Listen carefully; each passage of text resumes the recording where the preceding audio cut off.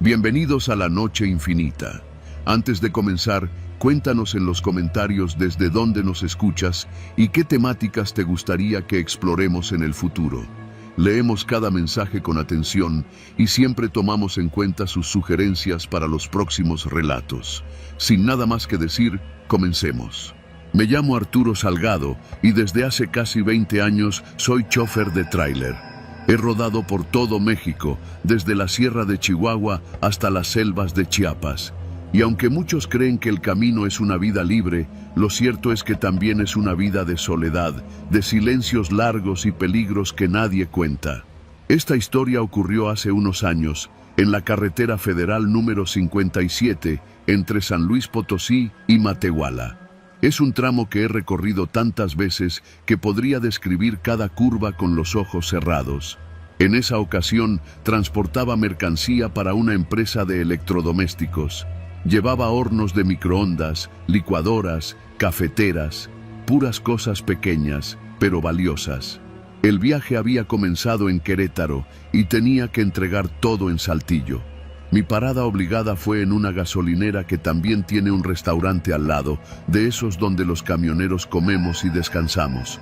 Son lugares con baños de regadera, mesas largas de plástico y meseras que ya se saben nuestros nombres.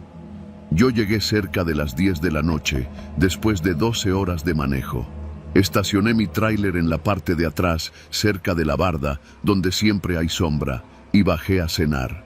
Allí me encontré con otro chofer, un tipo alto, delgado, de cara larga y ojerosa.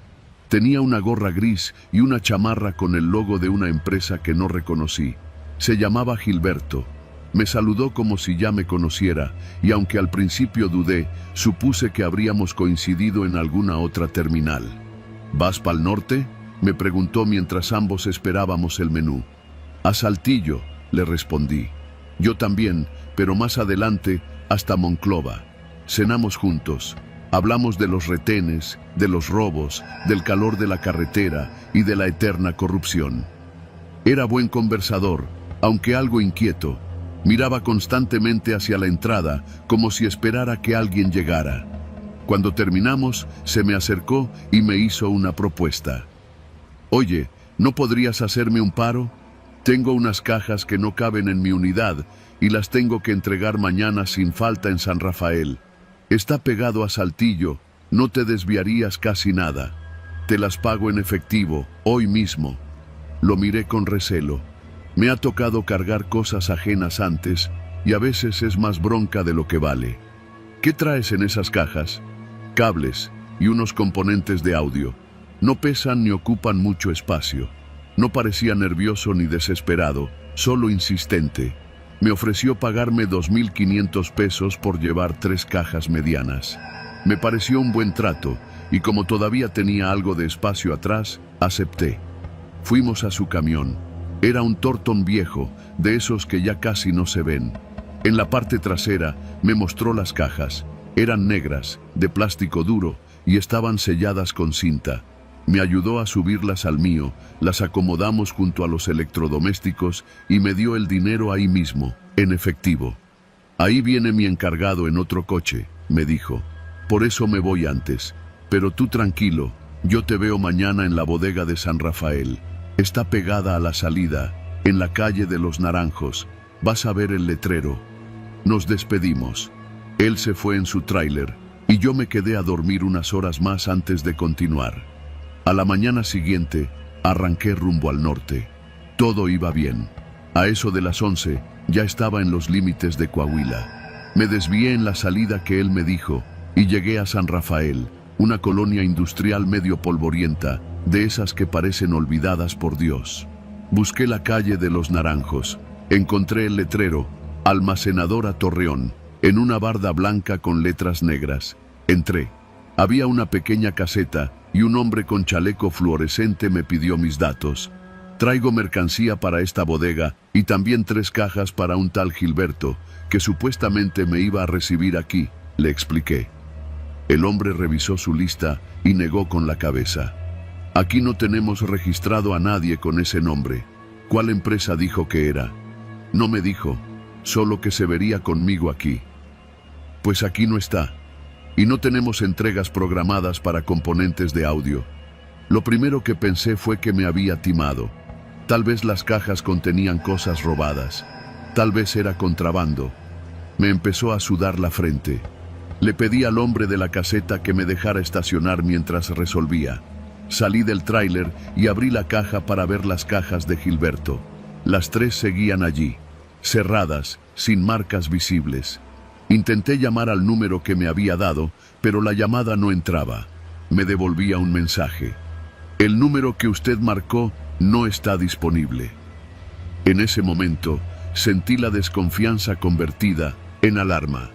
Intenté abrir una de las cajas. Tenía cinta industrial muy resistente, así que usé un cuchillo que siempre llevo conmigo. Cuando logré abrirla, me quedé inmóvil. No había cables, tampoco componentes de audio, solo ropa cuidadosamente doblada, pantalones de mezclilla, camisas tipo polo, calcetines, todo limpio, como recién lavado. Y encima, una credencial del INE. No era la de Gilberto, era de un hombre llamado Javier Barrón, con dirección en Monterrey.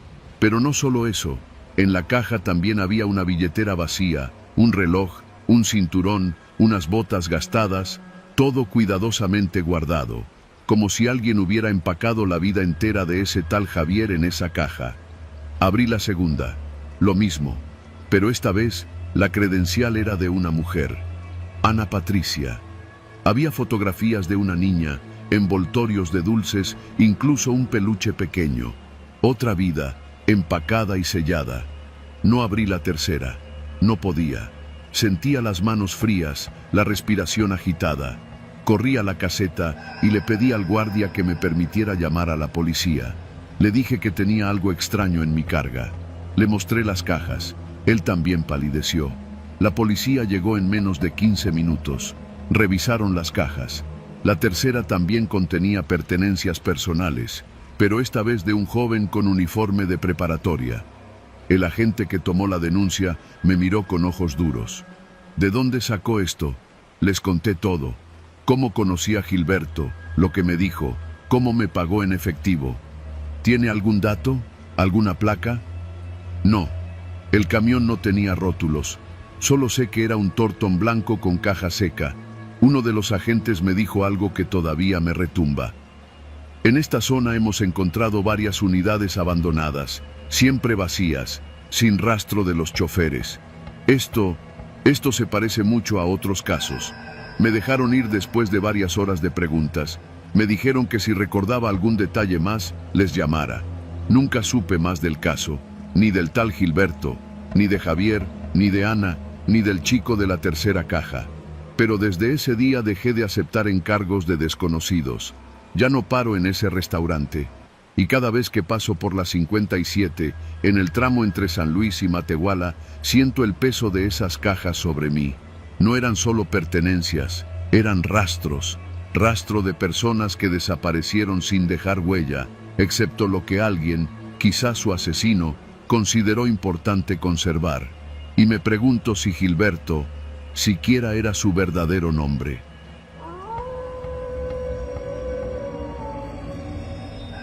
La carretera es una cosa viva, respira, susurra, te observa cuando crees que nadie más lo hace. Yo lo aprendí tarde, y lo aprendí de la peor forma. Me llamo Fermín Morales, y durante casi 20 años fui trailero. Mi ruta era la del norte. Arrancaba en el Estado de México y cruzaba toda la espina dorsal del país hasta llegar a Ciudad Juárez, siempre por encargo de una empresa de transporte mediana que no te preguntaba mucho mientras entregaras a tiempo. Ganaba lo suficiente, comía en la cabina y dormía sobre el volante cuando no encontraba una pensión segura. Nunca me metí en líos, hasta esa noche. Era un martes, principios de octubre, ya pasaban de las 11 cuando cargué en la central de abasto de Irapuato. El operador me entregó 6 bolsas negras enormes, de esas de plástico grueso, selladas con cinchos de seguridad. No pesaban tanto, pero eran muchas. Lo raro es que no tenían etiquetas, ni guías de embarque, ni nada visible. ¿Y esto qué es?, pregunté, algo molesto. Encargo especial. Entrega directa en Gómez Palacio. No las abras, no preguntes, y conduce derecho, sin desvíos, me dijo el jefe de patio, sin verme a los ojos. Yo ya estaba acostumbrado a encargos raros. La frontera es así. A veces llevas televisores, otras veces cajas sin marca que mejor ni hueles. Pero esas bolsas me inquietaban. Las acomodé en el camarote, al fondo de la cabina, y arranqué. La noche estaba limpia, la luna enorme. El camión, un Kenworth rojo, rugía como fiera, y yo llevaba suficiente café para llegar hasta Torreón sin parar. A medio camino, cuando dejé atrás Zacatecas y empecé a cruzar los tramos más solitarios de Durango, el sueño me ganó. Paré en una gasolinera a la salida de Sombrerete, una de esas que apenas tienen luz. Me orillé, apagué todo y me recosté en el camarote. Ni siquiera me quité las botas. Apenas cerré los ojos, comencé a oler algo. No era gasolina, era algo rancio, como carne pasada. Me levanté, revisé debajo del asiento por si algún refrigerio se me había echado a perder. Nada. El olor salía de las bolsas, pero no podía abrirlas. Los cinchos eran industriales, imposibles de cortar sin una navaja buena. Volví a acostarme. Intenté no pensar. Tal vez eran restos de carne, pensé. Tal vez comida para perro, en bolsas mal selladas. Pero el olor seguía allí, cada minuto más fuerte, más húmedo. Fue entonces cuando escuché el primer sonido, un plop, como si algo se deslizara dentro de una bolsa. Me incorporé, sintiendo la garganta seca. Seguramente se movió por el freno, me dije en voz baja. Encendí la luz de la cabina y me asomé. Las bolsas estaban en el mismo lugar, pero una tenía una mancha oscura por debajo, como si hubiera escurrido algo. Me puse de pie, palpé el piso, estaba pegajoso. Tomé una linterna y salí del camión. Fui hasta la caja, revisé que no se hubiera abierto. Todo estaba cerrado, nadie afuera. La gasolinera estaba muerta, apenas un poste funcionando, y ni un alma alrededor. Volví a entrar, pero entonces vi algo que me paralizó. Una de las bolsas estaba inflada, como si algo respirara adentro. Un leve movimiento, un vaivén apenas perceptible. Me acerqué sin hacer ruido. Saqué la navaja que guardaba para emergencias. Dudé, y entonces se escuchó un golpe seco desde dentro de la bolsa, como si algo se hubiera estirado contra el plástico. Retrocedí de golpe. Me pegué contra la puerta. No, no puede ser. ¿Un animal? ¿Un cuerpo? ¿Qué carajos me habían dado? Quise salir, pero la puerta de la cabina no abría. La manija giraba, pero no cedía, como si algo la bloqueara desde fuera. Fui a la del copiloto, igual, trancada, y en ese momento sonó el teléfono del camión. Era el número de la central. Contesté. ¿Sí? Una voz que no reconocí habló, grave, lenta. No abras las bolsas. Si lo haces, no llegarás. Sigue conduciendo. No pares más. No mires atrás.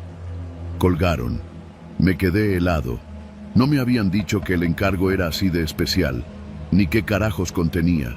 Pero ahora me estaban vigilando. Tal vez con GPS, o algo más. Encendí el camión. No tenía otra opción. Me metí en la carretera de nuevo, dejando la gasolinera detrás. Y manejé. Durante las siguientes 2 horas no hubo más ruidos, pero el olor empeoró. Tenía que abrir las ventanas para no vomitar. Era como si algo dentro se estuviera pudriendo. Algo orgánico, vivo. Entonces, cerca de las 3 de la mañana, vi la patrulla. Estaba estacionada en el acotamiento, con las luces apagadas. Un solo oficial. Me hizo señas para detenerme. No, no chingues, murmuré. Paré el camión. Bajó el oficial. Joven, cara de sueño, pero alerta. Buenas noches. ¿A dónde se dirige? Gómez Palacio, directo. Entrega urgente. Carga especial, sellada por central. El tipo me miró. Olfateó. ¿Huele eso? Dijo, frunciendo la nariz. Sí, es algo que viene en la carga. Me dijeron que no abriera. ¿Puede mostrarme? Tragué saliva. No tengo llave. Las bolsas vienen selladas. Mire. Abrí la puerta de la cabina. El oficial miró hacia adentro. Una de las bolsas parecía moverse, muy levemente, como un espasmo. El tipo dio un paso atrás. ¿Qué trae ahí, señor? No lo sé. Le juro que no lo sé. Llamó por radio. Nadie respondió. Dio un paso más hacia el interior del camión y entonces se oyó un chillido, un grito ahogado, corto, que pareció surgir desde dentro de una de las bolsas. El oficial me miró con pánico. «Baje, ahora». Yo no me movía, y entonces, sin que yo hiciera nada, una de las bolsas reventó. El plástico se rasgó como si algo lo empujara desde adentro. Un líquido oscuro cayó al suelo. El oficial desenfundó su pistola. «No se mueva», gritó. Yo alzaba las manos. No entendía nada. La bolsa comenzó a temblar. Algo dentro trataba de salir, y cuando el oficial se acercó, hubo un segundo grito, esta vez más claro, de mujer. «¡Ayúdame!». El tipo se congeló. «Dios mío», susurró. Disparó 3 veces. Al suelo, cerca de la bolsa. Yo me tiré al piso. Cuando me atreví a mirar, el oficial había vomitado. Estaba blanco. Decía cosas sin sentido. Y entonces corrió. Se subió a su patrulla y se fue. Me dejó ahí, solo, con las bolsas. Las demás comenzaron a moverse, una tras otra, como si lo que estuviera adentro supiera que el sigilo había terminado. Una de ellas tenía dedos marcados contra el plástico, dedos humanos. No pude más. Pisé el acelerador y conduje sin rumbo. Dejé la ruta. Fui por caminos secundarios hacia el desierto. La radio no servía. El celular no tenía señal. Conduje hasta que amaneció. Encontré una vieja bodega abandonada a las afueras de Lerdo. Me metí allí. Bajé las bolsas. No podía seguir cargando eso. Las dejé allí, en el suelo polvoriento. Abrí una, solo una. Era una joven, desnuda, tatuajes en los brazos. Respiraba apenas. Tenía los labios cosidos con hilo grueso, como costura de costal, los ojos llenos de lágrimas. La desaté. Me miró. Me suplicó sin palabras. Y entonces lo entendí todo. Trata de blancas. Yo había transportado personas, mujeres, secuestradas, sedadas, algunas muertas, otras, como ella, vivas todavía. Llamé a la policía desde un teléfono público. Di el aviso anónimo. No dejé mi nombre. Tiré el celular. Vendí el camión. Desaparecí de la ruta. Nunca más volví a conducir. Ahora vivo en Puebla. Trabajo de velador. Nadie sabe quién fui. Pero a veces, cuando escucho bolsas arrastrándose, o cuando huelo algo rancio, húmedo, que no debería estar ahí, me acuerdo de esas voces apagadas y de las bolsas que no podía abrir.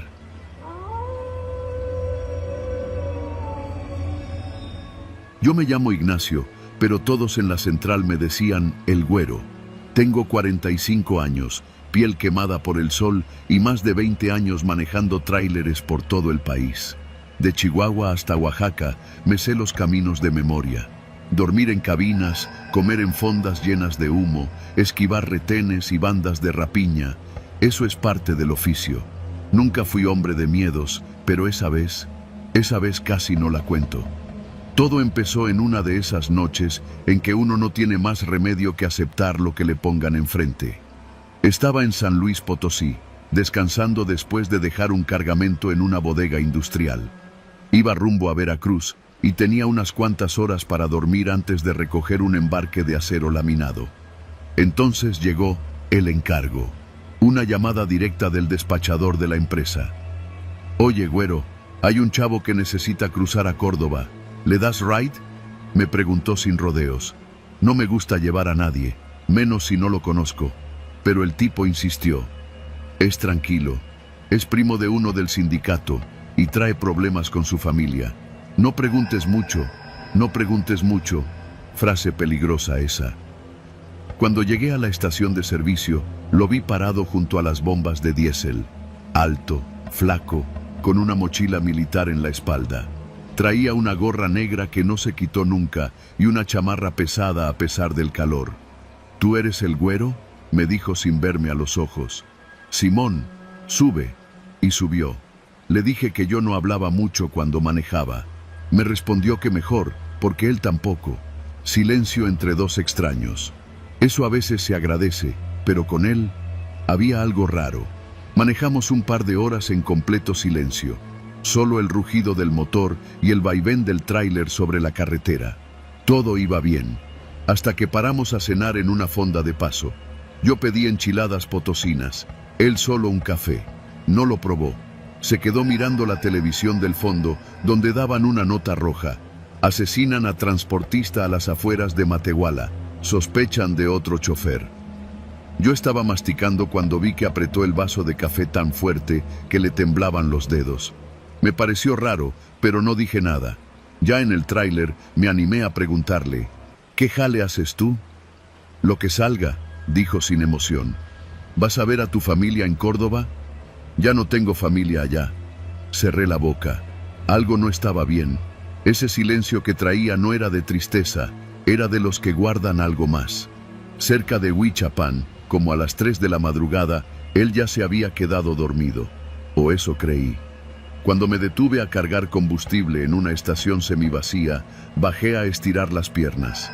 Mientras el tanque se llenaba, me alejé un poco a orinar detrás del tráiler. Al regresar, me lo encontré revisando mi celular.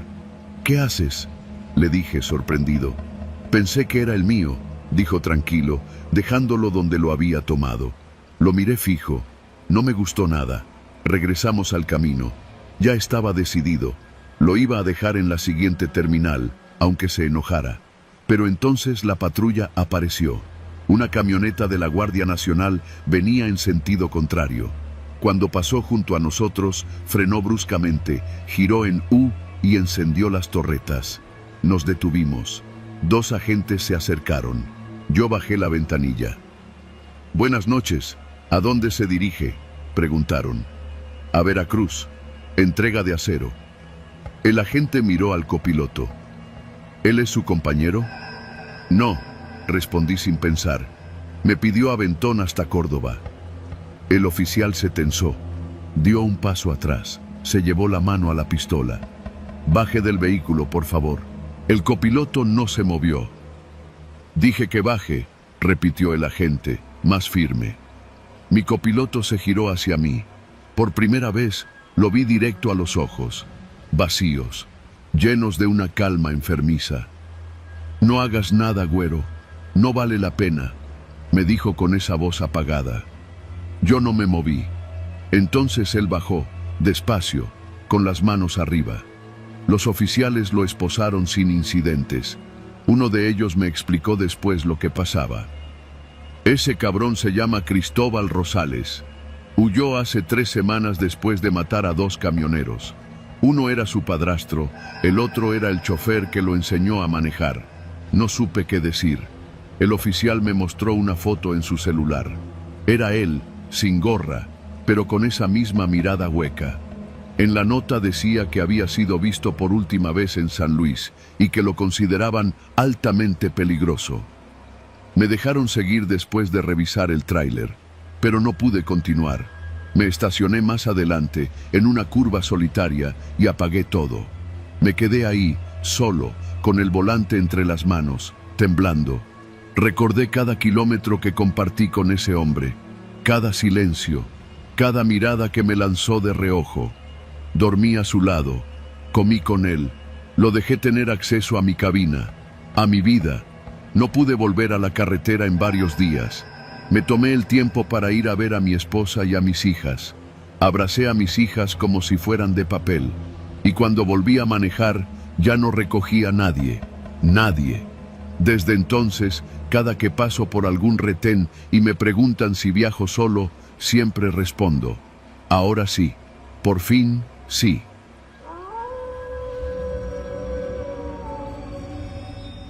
Nunca imaginé que una decisión tan simple como aceptar un cambio de ruta pudiera marcar el fin de todo lo que conocía. Me llamo Gregorio, pero todos en la central de carga me dicen Goyo. Llevo más de 20 años manejando tráiler, Y aunque he vivido de todo en la carretera, desde bloqueos por manifestaciones hasta mordidas de federales, nunca me había tocado algo como lo que pasó esa noche entre San Juan del Río y Cuautitlán. Era viernes, pasaban de las 10 de la noche y ya estaba listo para regresar vacío a Querétaro, cuando uno de los supervisores de patio me alcanzó antes de que saliera de la base. «Oye, Goyo, ¿te avientas una más? Es urgente. Se cayó el chofer del turno nocturno. Es una caja con equipo electrónico. Va para Naucalpan. Entrega directa. Bien pagado». Debí haber dicho que no. Ya llevaba más de 12 horas trabajando y el cuerpo me pedía cama. Pero el sobrepago que ofrecían era tentador y me hacía falta. Acepté. El embarque lo subieron rápido. 2 tarimas cubiertas con mantas negras, selladas y aseguradas con cinchos metálicos. Nada fuera de lo común. Firmé la bitácora, programé el GPS y salí con rumbo al Estado de México por la vieja carretera libre para evitar casetas y tráfico. Los primeros kilómetros pasaron sin novedad. Conocía ese tramo de memoria, curvas cerradas, poblados con topes escondidos y paraderos improvisados llenos de camionetas viejas vendiendo café y pan de dulce. El clima estaba seco y no se veía ni un alma más allá del camino. Iba solo. Siempre viajo solo. No por gusto, sino por costumbre. Un copiloto, aunque sirva de compañía, es otro riesgo, otro testigo, otro estorbo, otro punto débil. Todo iba en orden hasta que pasé el entronque del kilómetro 67. Vi algo raro en el retrovisor. Unas luces. Pensé que era otro tráiler queriendo rebasar, pero no. Las luces se mantenían atrás, a unos 100 metros, constantes. No se acercaban, no se alejaban. Solo se mantenían allí, como si me midieran. Toqué el claxon, frené un poco. Nada. Las luces seguían. Tomé mi radio para avisar al siguiente retén, pero solo recibí estática. Revisé mi celular. Sin señal. Ahí fue cuando sentí el primer cosquilleo en la nuca. Uno que no viene del miedo sobrenatural, sino del instinto puro, de ese que solo se forma después de años en carretera. Bajé un poco la velocidad.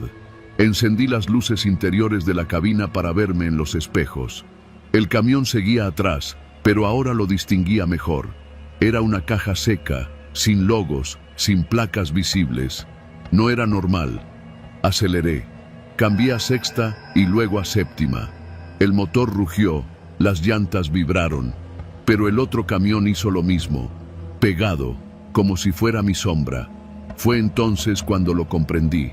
No era un conductor cualquiera, era un robo planeado.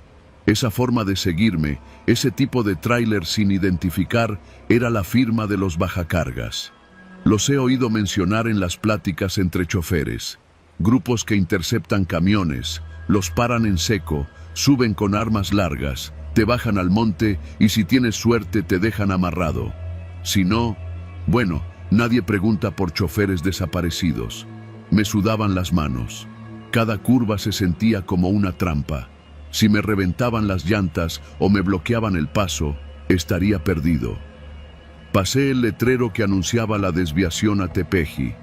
Ahí tomé una decisión arriesgada. Fingir una falla mecánica. Metí la direccional, jalé el freno de motor y paré a un costado. Apagué luces, bajé rápido. Me oculté detrás de la caja y me agaché entre los arbustos. Lo único que llevaba era mi navaja de emergencia. El tráiler negro pasó de largo. Me quedé allí, jadeando, esperando. Los minutos se hicieron eternos. Escuchaba solo el chirriar ocasional de los insectos y el crujido de ramas. A los 5 minutos, lo supe. El camión se había dado cuenta del truco. Iba a regresar. Tenía que moverme. Volví a la cabina, giré la llave. Nada. El motor no respondía. «No jodas», susurré. Sentí el escalofrío real del peligro humano, no de fantasmas ni apariciones, de hombres armados, de amenazas reales. Golpes, golpes en la caja trasera. Me congelé. «Ya bájate, cabrón, abre la puerta o te sacamos a madrazos». Eran mínimo 3 voces. Hombres jóvenes, acelerados, ansiosos. La puerta de la caja rechinó. Uno de ellos estaba trepando. El candado. ¿Lo había asegurado? Los gritos aumentaron. La caja no se abría. Está con doble seguro. Tráete el soplete. Corrí. No pensé. Corrí monte adentro, dejando el camión, dejando todo. Atravesé el matorral seco, espinas rasgándome los brazos, hasta llegar a una zanja profunda. Me metí ahí, oculto entre la tierra, el corazón golpeándome el pecho como tambor. Los escuché buscándome. Voces lejanas, ruidos metálicos. No está, se fue el hijo de puta. Que se largue, solo abre la carga, rápido. Pasaron 15, 20 minutos. Luego gritos, luego silencio. Finalmente, el rugido del otro camión alejándose. No salí de la zanja hasta que comenzó a amanecer. Tenía tierra hasta en los dientes y el cuerpo entumido. Volví al camión. Lo habían abierto. Se habían llevado una tarima completa. Dejaron la otra, como si les hubiera faltado tiempo. Rompieron el tablero, arrancaron el GPS, me saquearon todo. Volví manejando con lo que quedaba. Nadie me preguntó mucho. El supervisor solo se quedó viendo el reporte, con una cara que no sabría si describir como pena o desconfianza. Ya te había dicho que esa ruta estaba caliente, Goyo, fue lo único que dijo. No presentaron denuncia, me descontaron la tarima perdida de mi bono mensual. Y listo, como si nada. Después de eso, dejé la carga nocturna. Ahora trabajo en rutas cortas, repartiendo muebles en Cuautitlán y Tepotzotlán. Poca paga, pero tranquilo. A veces, en la noche, sueño con ese kilómetro 67. Escucho los golpes en la caja, las voces gritando mi nombre. Me despierto sudando. Me asomo por la ventana esperando ver esas luces, fijas, a 100 metros de distancia. Y cuando veo un tráiler sin placas pasar por la calle, cierro las cortinas y no salgo hasta que amanece.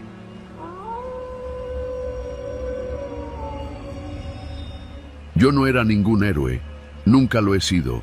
Solo soy chofer, un hombre que ha pasado más de media vida detrás del volante, recorriendo carreteras con la esperanza de llenar la panza de mi familia y no terminar estrellado contra una zanja por culpa del sueño o por cruzarme con los que no se detienen ni para recoger los casquillos.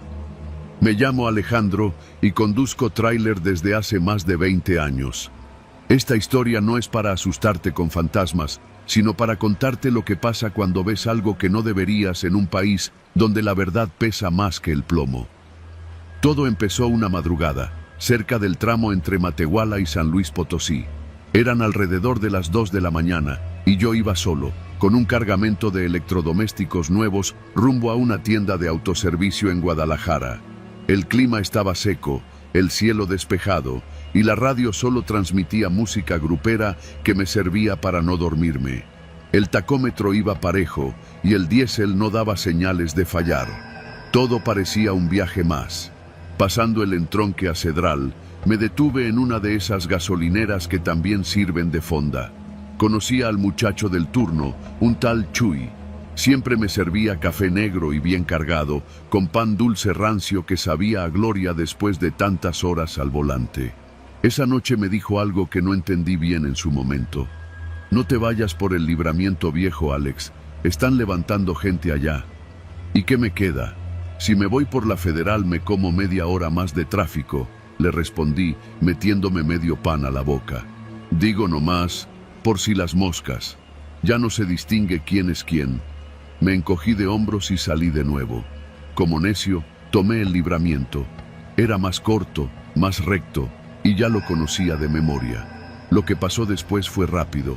Venía entrando al tramo viejo, cerca de una brecha conocida como el Rancho de Piedra, cuando vi algo que me hizo levantar el pie del acelerador. A un costado del camino había una camioneta Suburban blanca, sin placas. Estaba estacionada, pero no abandonada. 3 tipos de negro estaban cargando bultos grandes a la caja de una troca más chica. No alcancé a ver bien qué era, pero los movimientos eran toscos, apresurados. Uno de los tipos tenía un arma larga colgada al hombro. El instinto me dijo que no bajara la velocidad, pero cometí el error de mirar demasiado. El copiloto de la Suburban me vio directo. Nos cruzamos la mirada solo un segundo, pero fue suficiente. Seguí de largo. Intenté no mirar atrás, pero a los pocos minutos vi en el retrovisor que una camioneta me venía siguiendo. Primero pensé que era paranoia, que seguramente eran otros traileros que habían tomado el mismo camino. Pero no, era la misma troca blanca, sin luces, pegada a mí como si fuera mi sombra. Sentí el sudor correrme por la espalda. No aceleré, no frené, mantuve la velocidad. Sabía que si los provocaba, me alcanzaban en menos de lo que canta un gallo. Y si me detenía, quién sabe. A los 10 minutos me llegó el primer mensaje al celular. Número desconocido. No viste nada, sigue manejando. No contesté. Solo puse el teléfono en silencio y traté de mantenerme frío. Pero los nervios ya me estaban ganando. Llegando a un pequeño poblado, Las Trojes, pensé en meterme a una gasolinera para perderlos. Pero la troca hizo lo mismo. Se estacionó a unos metros, sin bajarse nadie. Compré una Coca-Cola para disimular, saludé al despachador y volví al tráiler. La camioneta me siguió de nuevo. Así se fueron otros 40 minutos. Cuando entré al siguiente tramo de autopista, creí haberlos perdido. Respiré hondo y por primera vez en casi una hora aflojé los hombros. Pero no duró. A las 5 de la mañana, ya entrando a los límites de Guanajuato, se me cerraron. Venían a alta velocidad, me orillaron. Y ahí sí, ya no había nada que hacer. Me obligaron a detenerme. Se bajaron 2 sujetos. Uno golpeó la puerta con el cañón de un rifle. «¡Bájate, pinche curioso!», gritó. Con las manos arriba, bajé del tráiler. Me metieron al asiento trasero de la camioneta sin darme tiempo de decir nada. Me encapucharon. Solo escuchaba el rugir del motor y mis propias respiraciones agitadas. Nos movimos por un buen rato, no sé cuánto. El tiempo se hace chicle cuando no sabes si vas a vivir o morir.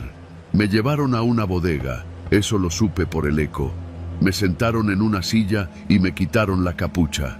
Frente a mí estaba un hombre alto, con camisa a cuadros y botas de piel de víbora.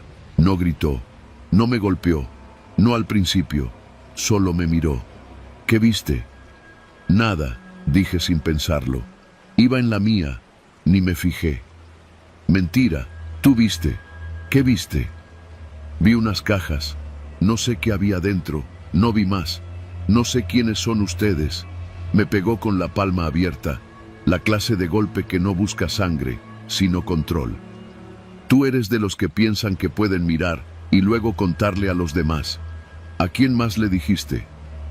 A nadie, respondí. Y era verdad. ¿Tienes familia? Tragué saliva. No contesté. No podía. Mira, chofer, esto es muy simple. O te desaparecemos aquí mismo, o te callas para siempre. ¿Cuál prefieres?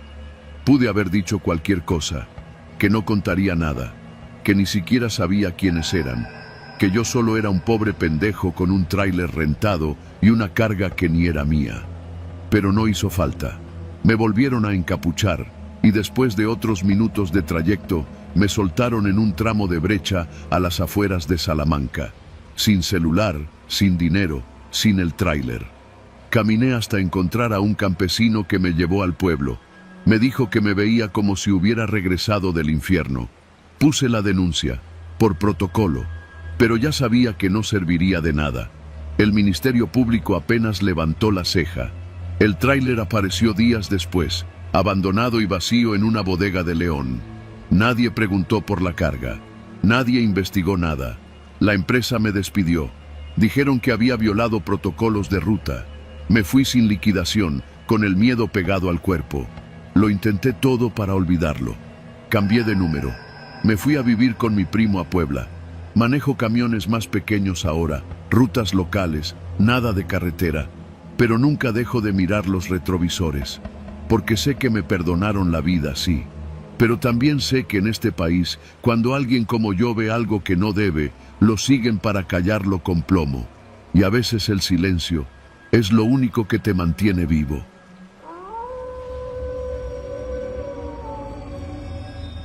Me llamo Saúl. Llevo manejando tráiler desde hace más de 15 años. He cruzado todo México de punta a punta, de Sonora hasta Chiapas, de Veracruz a Baja California.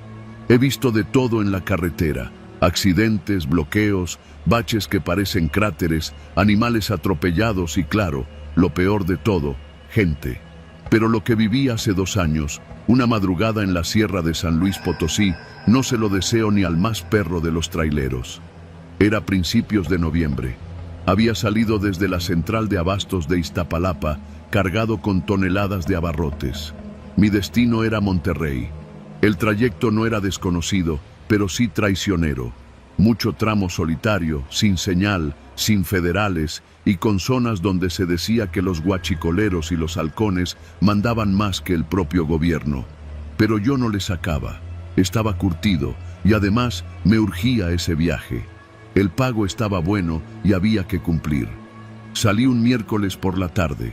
Pasando Querétaro, todo fue parejo. El tráiler jalaba bien, sin fallas, la carga estaba bien sujeta y el clima estaba seco. Para cuando entré a San Luis, eran como las 2 de la mañana. Ya estaba en esos tramos donde el silencio es tan denso que hasta el rugido del motor se siente ajeno. Y fue allí, justo después de pasar un retén abandonado, uno de esos que parecen oficiales pero ya nadie cuida, donde vi el primer detalle raro: una camioneta blanca, sin placas, estacionada a un lado de la carretera, sin luces. Pasé despacio, pensando que quizá necesitaban ayuda, pero nadie salió. Ni un gesto, ni un movimiento, ni siquiera un reflejo de celular. Lo raro fue que alcancé a ver que tenía las puertas traseras abiertas, y en el piso, como sombras, personas, tal vez, pero quietas, demasiado quietas. Seguí. No tenía por qué detenerme. Unos 30 kilómetros adelante, me orillé para echarme una meada y revisar la lona de la caja. Todo en orden, pero cuando iba a subir de nuevo, sentí algo raro. Un peso, no en el cuerpo, sino en el tráiler. El tipo de sensación que uno desarrolla con los años, cuando sabes cuánto pesa tu carga sin siquiera verla. Entré a la cabina y miré los espejos laterales. Algo se había movido en la caja. Pensé que tal vez había sido una rata o un gato callejero metido en una caja rota. Abrí la pequeña escotilla que da hacia el interior trasero, iluminé con mi linterna. Nada. Oscuridad y el plástico de los empaques brillando con la luz. Me dije que eran mamadas mías y retomé camino. Ya faltaba poco para llegar a Matehuala, donde pensaba echarme una dormida de 1 hora en una pensión conocida. Pero antes de llegar, me alcanzó una moto. Eso fue lo peor. La moto se puso a mi lado, sin luces, sin placas, sin casco. Solo el conductor con una chamarra negra, pegado al tráiler como si supiera exactamente lo que llevaba. Me hizo luces con una linterna y luego aceleró para ponerse delante. Me obligó a frenar. A esa hora y en ese tramo, frenar puede ser lo último que hagas si alguien te quiere chingar. Tomé mi cuchillo, lo guardé entre el asiento y el freno y bajé el vidrio. El tipo se acercó. ¿Vas cargado?, preguntó sin presentarse. Sí, pero todo legal, contesté, tratando de sonar firme. Traes más de lo que crees, dijo, mirando hacia la caja. ¿Qué? Hay gente allá atrás. Me congelé. ¿Cómo sabes? El tipo solo sonrió, luego apagó la linterna y se fue en la oscuridad, como si nunca hubiera estado allí. No sé si fue por paranoia o por intuición, pero detuve el tráiler en una gasolinería cerrada. Con la linterna en mano, rodeé la caja. Nada. Todo en orden. Pero cuando quité el candado trasero para revisar bien, lo noté. Había un doble fondo. No lo había visto al cargar, ni estaba en los papeles. La caja era normal, pero el piso tenía un falso compartimiento. Mi corazón se aceleró.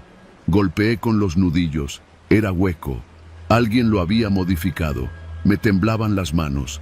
Tuve que usar una herramienta para abrir una pequeña compuerta. Al hacerlo, el golpe del hedor me revolvió el estómago. Había gente allí dentro. 5, 6, no sé cuántos. Estaban apretados como mercancía, con las bocas tapadas con cinta y los ojos vendados. Uno me miró directo, sin hablar. solo respirando con fuerza. Todos eran hombres jóvenes, sudados, asustados. Uno de ellos apenas podía moverse. «Tranquilos, no soy de los otros», dije, retrocediendo. No sabían quién era yo, ni yo quiénes eran ellos. Pero lo entendí rápido. No era un transporte de abarrotes, era un transporte humano. Iban escondidos, probablemente para cruzar sin retenes, sin federales. ¿Migrantes? Tal vez. ¿Secuestrados? Más probable. Me subí al tráiler sin cerrar la caja, sin pensar. Tomé mi celular para llamar a emergencias, pero no había señal. Di media vuelta, pensando en regresar al retén más cercano o al menos a una estación de policía. Pero entonces lo vi por los retrovisores. Una camioneta, la misma de antes. Ahora venía detrás de mí, con las luces apagadas, siguiéndome. No a distancia prudente. Pegada. Aceleré. Pero no tenía a dónde ir. Si me alcanzaban, me podían sacar del camino fácil. Los hombres en la caja empezaron a golpear desde adentro. Querían salir, querían vivir. Recordé un pequeño destacamento de la Guardia Nacional unos kilómetros atrás, entre las curvas del cerro. No estaba seguro de si seguía operativo, pero era mi única opción. Aceleré con todo lo que podía dar el tráiler. Las llantas rechinaban en las curvas, la carga se sacudía y la camioneta seguía pegada. En algún punto, otra moto se les unió. Ya eran dos. Estaban tratando de cerrarme el paso. Tomé el desvío a la estación. Afortunadamente, las luces estaban encendidas. Toqué el claxon como loco. La caja golpeaba y los tipos detrás ya iban saliéndose del camino. Un guardia salió, levantó la mano y se acercó. Yo me bajé y le grité todo de un jalón, que llevaba gente escondida, que me habían usado sin saberlo, que me seguían. Mientras hablaba, las motos se esfumaron. La camioneta dio vuelta en U y desapareció en la curva. Los soldados me hicieron a un lado, revisaron la caja, sacaron a los hombres uno por uno. Eran centroamericanos, algunos con cortes en los brazos, deshidratados. Uno se desmayó al bajar. Me interrogaron por horas. No me creían del todo, pero los documentos que llevaba, los sellos falsos, todo apuntaba a que alguien había montado la operación sin que yo supiera. El tráiler lo había recogido ya cerrado en la Ciudad de México. Me usaron, como a tantos. Ese día no dormí, ni comí, ni lloré. Solo firmé papeles y me fui en silencio. La empresa nunca me volvió a llamar. Después me enteré que otras unidades habían sido detenidas con compartimentos similares. Algunas vacías, otras con cuerpos. A veces vivos, a veces no. Desde entonces, reviso cada centímetro del tráiler antes de moverlo. Abro cada caja, mido el piso, pateo las paredes. Ya no confío en nadie. En la carretera, no todos los pasajeros van sentados. Algunos viajan ocultos, algunos no quieren ser encontrados, y otros no quieren que tú regreses para contarlo. Pero yo regresé, porque hay cosas que se tienen que decir, aunque nadie quiera escucharlas.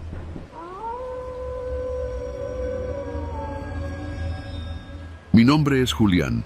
Hasta hace poco era un hombre común. Trabajo duro, familia pequeña y deudas, muchas deudas. No soy alguien particularmente inteligente ni ambicioso, pero sí terco, de esos que creen que mientras uno no se rinda, tarde o temprano el mundo afloja. Pero aprendí por las malas que hay gente que no perdona, que el mundo no siempre se ablanda, y que las decisiones desesperadas son como un cuchillo mal afilado, cortan mal pero igual dejan cicatriz.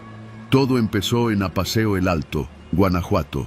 Ahí tengo un pequeño taller mecánico a un costado de la carretera federal 45. Me especializo en frenos de tráileres. Llevaba más de 12 años sobreviviendo de eso. Algunos días ganaba para comer, otros apenas para los cigarros. El problema fue que hace un año me metí con la persona equivocada. Le pedí dinero a un prestamista que se hace llamar El Chino. Ni siquiera es chino, pero todos le dicen así. Al principio fue fácil. Me prestó 150,000 pesos para pagar una deuda con el SAT que me tenía con un pie en el bote. Me dijo que solo le debía regresar 200,000 en 3 meses.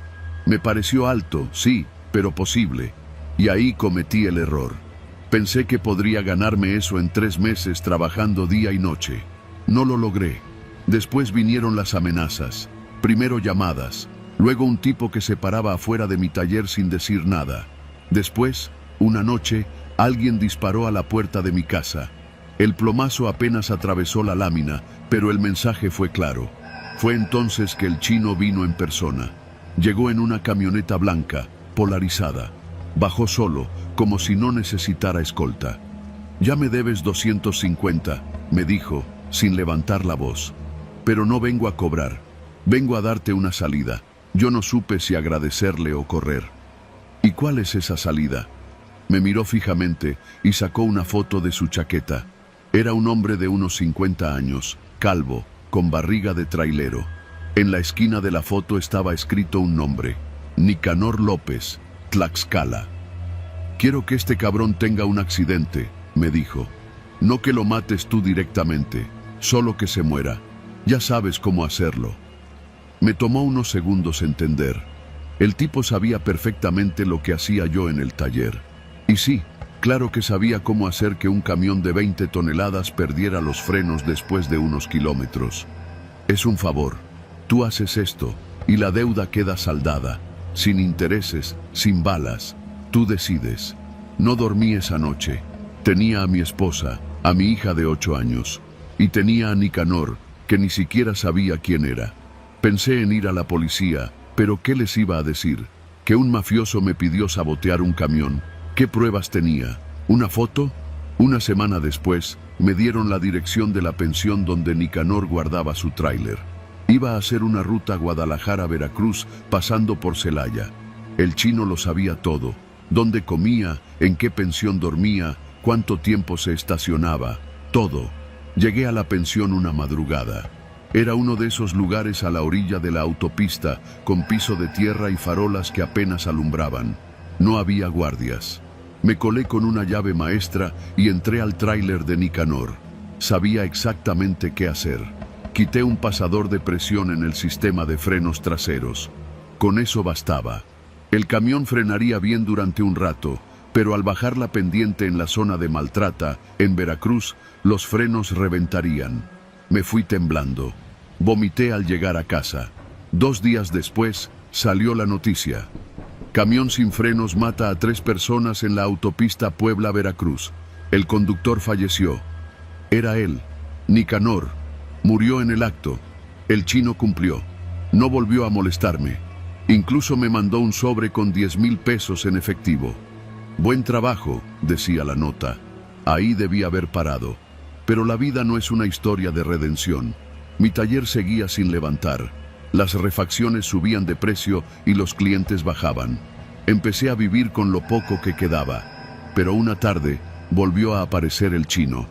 «Tengo otro encargo», me dijo sin rodeos. Me negué. Le dije que ya había pagado mi deuda, que no quería nada más. Él me miró con esa tranquilidad de quien sabe que siempre gana. «Nadie dijo que esto era solo una vez. Esto ya es un trato. Tú trabajas para mí. Cada cierto tiempo te voy a mandar una foto. Tú haces lo tuyo y sigues vivo». No era una propuesta, era una sentencia. Así pasaron los siguientes 6 meses. Me dieron 5 encargos más, todos camioneros. Todos murieron en supuestos accidentes. Uno cayó por un barranco en Chiapas, otro se incendió al chocar en Coatzacoalcos. Y yo, cada vez más vacío, más sucio por dentro. Empecé a tomar. Me distancié de mi esposa. No podía tocar a mi hija sin sentir que mis manos estaban manchadas. No dormía. Me despertaba sudando. A veces soñaba con los rostros de los que maté, aunque ni siquiera los conocí bien. La gota final fue el 7º. La foto me llegó en un sobre Manila. Era un muchacho, moreno, delgado, con una sonrisa chueca. Detrás de la foto había una nota: Ignacio Ávila, 20 años, recién contratado por la empresa Transportes del Bajío, camión 402. Me fui en chinga a la central donde cargaban los camiones de esa empresa. Pregunté por Ignacio. Era su primer viaje solo. Tenía 20 años. 20. Apenas un chamaco. Lo vi salir a revisar su camión. Saludaba a todos, Traía una mochila con estampas de Pikachu. Era apenas un niño jugando a ser hombre. No pude. Regresé a casa. Le dije a mi esposa que debíamos irnos. No a otro estado, a otro país, al carajo. Ella me miró sin entender, pero ya no podía explicar nada. Esa noche quemé la foto y al día siguiente me presenté en la fiscalía de Celaya. Confesé todo. Me encerraron. Estoy escribiendo esto desde una celda de 4x4 en el penal de Valle de Santiago. Me van a juzgar por 6 homicidios, por colaborar con un grupo delictivo, por ser un cobarde. Pero Ignacio está vivo, y con eso me basta. No espero perdón, no lo merezco. Pero si alguien lee esto alguna vez, que sepa que no todos los monstruos lo fueron desde el principio. Algunos, como yo, solo eligieron mal en el momento más débil. Y cuando me llegue el juicio, aceptaré todo. Pero no me arrodillaré otra vez, nunca más.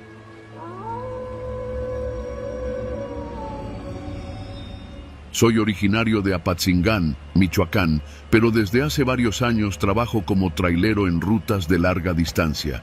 Llevo mercancía de todo tipo, desde productos agrícolas hasta electrodomésticos.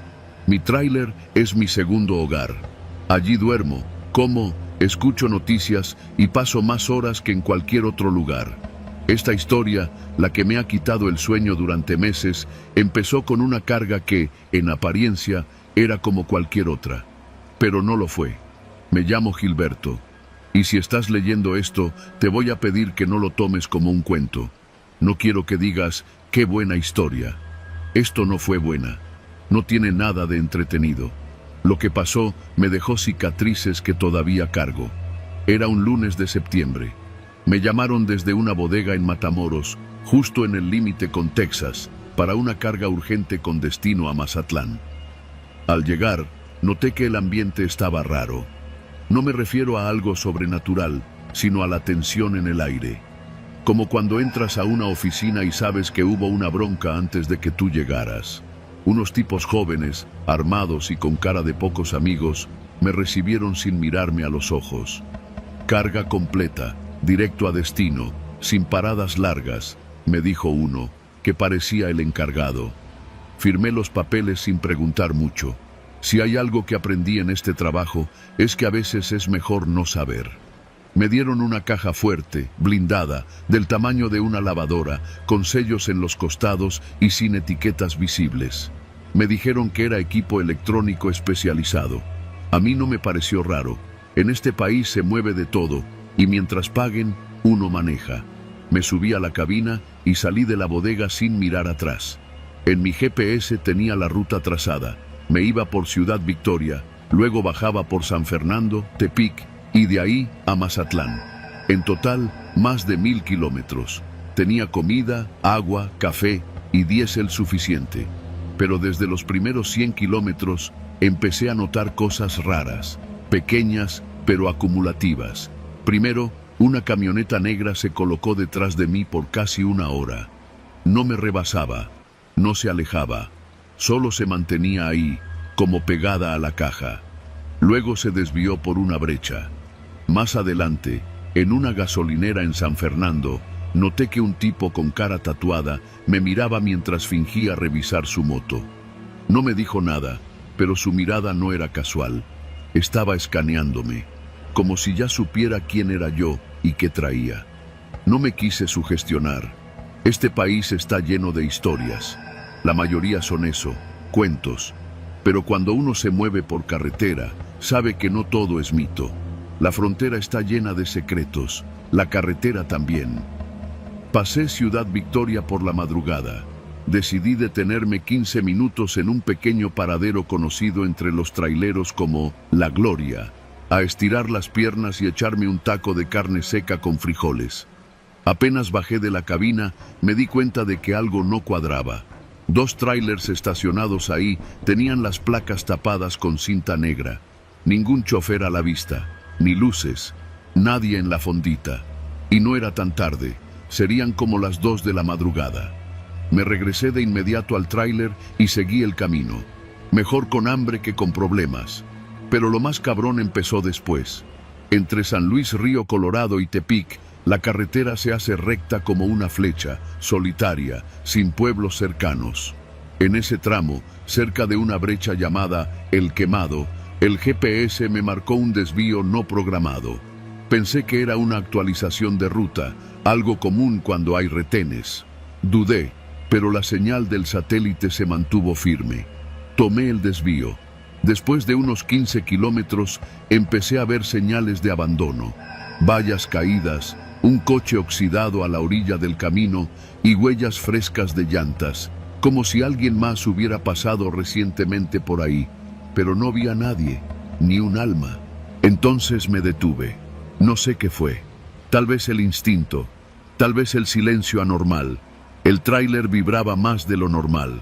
Bajé de la cabina para revisar las llantas y escuché un sonido seco, como un clac metálico. Pensé que se había roto algo. Caminé hacia la caja y vi una pequeña compuerta trasera abierta. Nunca había notado esa compuerta. No venía en la caja cuando la cargué. Me acerqué con cuidado y miré dentro. Había un paquete envuelto en plástico del tamaño de una mochila escolar. Lo tomé. Era pesado. Y ahí me cayó el 20. Lo abrí con la navaja que siempre cargo. Adentro había varias pistolas, nuevecitas, sin marcas visibles, cada una envuelta en plástico negro. También había cartuchos, decenas. No eran electrónicos, era armamento. Solté el paquete de inmediato. Me temblaban las manos. ¿En qué carajos me había metido? Pensé en regresarme, ir a una comandancia. Pero, ¿y si me seguían? ¿Y si los mismos que me dieron la carga estaban monitoreando todo? ¿Y si ya había cámaras en el tráiler? GPS oculto. La paranoia me comió vivo. Subí de nuevo a la cabina. Decidí seguir hasta Mazatlán, entregar y hacer como que nunca supe lo que transportaba. Total, si me hacían preguntas, negaría todo. ¿Qué pruebas tenían? Yo solo soy un chofer, pero no me dejaron llegar. A la altura de Tepic, una patrulla me detuvo. 2 oficiales de la Guardia Nacional me hicieron señas para orillarme. Tenían caras jóvenes, pero armas largas. Les abrí la puerta sin bajarme. Me pidieron los papeles. Se los di. Todo estaba en orden. Uno de ellos me pidió abrir la caja. Le dije que no tenía la llave. Me miró fijo, como si ya supiera que estaba mintiendo. El otro se acercó por el lado contrario, revisó debajo del tráiler con una lámpara y dijo algo por el radio. Palabras cortas, códigos. Después, todo pasó muy rápido. Unos hombres en una camioneta sin placas aparecieron por detrás, armados. No eran policías. Me bajaron a empujones. Uno me golpeó en el estómago. Me tiraron al suelo. Escuché a uno decir: «Este pendejo ya revisó la carga, hay que hacerlo hablar». Pensé que ahí me quedaba, de verdad. Pero de algún modo, pasó algo que no entiendo. Una camioneta particular, blanca, salió de la nada. Se detuvo en seco. Un tipo de traje oscuro bajó con una placa en la mano. No dijo su nombre, solo mostró un gafete. Les gritó algo en código a los hombres que me tenían, y como si hubieran recibido una orden superior, todos se retiraron, en silencio, en formación. Dejaron el tráiler y desaparecieron. El hombre del gafete se me acercó, me ayudó a levantarme. «Tú no sabes nada de esto, no viste nada, y si quieres seguir vivo, ni siquiera lo pienses». Luego sacó un teléfono, marcó, y en minutos llegaron 2 camionetas más. No de la policía. Eran civiles, pero todos estaban armados y coordinados, como si fueran parte de algo más grande, un engranaje invisible. Me escoltaron hasta las afueras de Mazatlán y me dijeron que entregara el tráiler en una bodega específica. Me dieron una dirección, lo hice. Nadie me habló, solo firmaron, me sellaron un recibo y me dieron 20,000 pesos en efectivo como bono por cumplimiento. Nunca vi esas caras de nuevo. Desde entonces no he vuelto a cargar cajas sin revisar. Me alejé de esa ruta, cambié mi número, pero a veces, al revisar los espejos del tráiler, me parece ver esas mismas camionetas negras detrás de mí, y el sonido de ese clac metálico sigue retumbando en mi memoria. No sé quién me salvó, ni por qué, Lo único que sé es que mi tráiler fue, por una semana, parte del tráfico de armas más sucio que cruza este país, y yo estuve a punto de desaparecer en una brecha sin nombre. Nunca más me detengo en paraderos solos, nunca más ignoro la intuición, porque en esta vida hay errores que se pagan con la vida, y este casi fue uno de ellos.